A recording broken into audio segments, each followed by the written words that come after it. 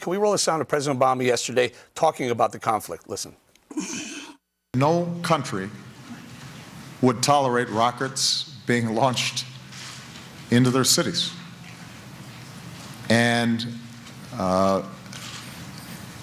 as a consequence, I have consistently supported Israel's right to defend itself. It is important to remember that Hamas acts extraordinarily irresponsibly when it is deliberately siting rocket launchers in population centers. All yours, Greg.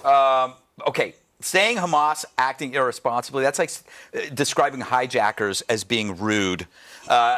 Built into that belief, a misguided belief, is that terrorists somehow can act responsibly, which is extraordinarily naive to keep using Obama's extraordinary. When you add the extraordinary to a word, it doesn't add value. It's a stark contrast. You were saying this between this and Netanyahu. Here with Netanyahu, you have a man who puts a country before the world.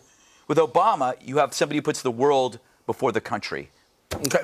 When my 16-year-old forgets to walk freedom, that would be irresponsible, acting irresponsibly. Ange, your thoughts on an understatement, huh? He couldn't say extraordinarily evil. I mean, he makes it sound like they forgot to fasten their seatbelts. Yes. Right? He has harsher rhetoric for Republicans. We've heard him that way. And I also think the disconnect between the president and his spokespeople or his cabinet secretaries is pretty glaring. I mean, Jen Psaki had harsher words for Israel by calling them their actions disgraceful over the weekend. We hear the Secretary of Defense talking about troops lining up at the border to invade Ukraine, and Obama saying sanctions are working. It's like he's not even talking to these people that work for him.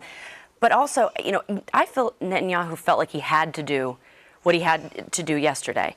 And I don't think that he should come out and explain himself. It felt like he was justifying because there's so much pressure for them just trying to defend themselves. I think Israel has their friends, they have their enemies. Right now, they should focus on obliterating Hamas, and the U.S. should step aside and let them do it.